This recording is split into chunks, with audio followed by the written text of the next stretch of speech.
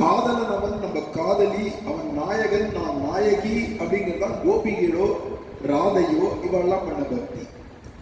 அது ரொம்ப கடினமான பாதை. சொல்ல போனா நல்ல ஷார்ப்பா கத்தியை தீட்டி அப்படியே வச்சுட்டு அது மேல நடக்கிறது மாதிரி. ஏன்னா நான் கண்ணனை காதலிக்கிறேன்னு கதையை கேட்டுவிட்டு கிருஷ்ணன் காதல் பண்றேன்னு கடைசியில் என்னன்னா மனுஷாட்டே காதல் வந்துடும், அது கண்டவாட்டையும் கூட வந்துடும். அதனால இது விபரீதம், ஜாக்கிரதையா இருக்கணும். உண்மையான காதல் வேணுமானா அதுக்கேற்ற குரு அதை அப்படியே வளர்க்கணும், போஷிச்சு வளர்க்கணும். அந்த குருவுக்கு இது புரியணும், இந்த ரசங்கள் புரியணும். அப்பேற்பட்ட ஆச்சாரியர் கிடைச்சு அவர் பார்த்தது உனக்கு இந்த பாவம் சரியா இருக்கும் போ அப்படின்னாருன்னா தைரியமா போகலாம். அது நாயிகா பாவம் அப்படின்னு பேரு, அதுக்குதான் கோபி பாவம்னு பேரு. அது ஒரு வரவு. மற்றொன்று கடைசியில் என்னன்னா அவன் எனக்கு ஆத்மா, நான் அவனுக்கு ஜீவாத்மா, அவனுடைய அம்சபூதன் நான் அப்படின்னு நினைச்சுக்கிறதுக்கு அது ஒரு வரவு. சுகபிரம்மே அப்படிதான் இருந்தார்.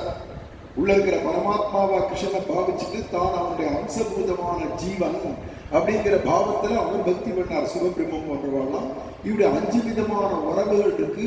இதை தவிர்த்தும் இன்னும் மற்ற சில உறவுகள்லாம் இருக்கு. அவன் நமக்கு ராஜா, அவனுடைய பிரஜை நான், அவன் எனக்கு மருத்துவனான டாக்டர், நான் அவனுடைய பேஷண்ட் அப்படின்லாம் பல்வேறு உறவு இருக்கு இல்லையா? அந்த உறவுகளும் வச்சு குலசேகர ஆழ்வாரே பாடுறார் பெருமாள் திருமொழியில. நதிக்கும் கடலுக்கும் இருக்கிற உறவு, எல்லா நதிகளும் கடைசியில கடல்ல தானே போய் சேர்றது.